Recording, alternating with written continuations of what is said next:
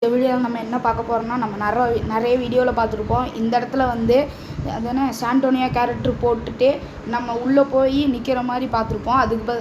அந்த இதுதான் நம்ம இப்போ ட்ரை பண்ண போகிறோம். வாங்க பார்க்கலாம் எப்படி ஆடிருப்பேன்னு. ஃபஸ்ட்டு தடவை ட்ரை பண்ணேங்க கைஸ், உள்ளேயே போகலங்க கைஸ், கஷ்டப்பட்டு ட்ரை பண்ணேங்க கைஸ், உள்ளே போகல. சரி, செகண்ட் டைம் ட்ரை பண்ணலான்னு நினச்சேன். செகண்ட் டைம் ட்ரை பண்ணியிருப்போம் கைஸ்.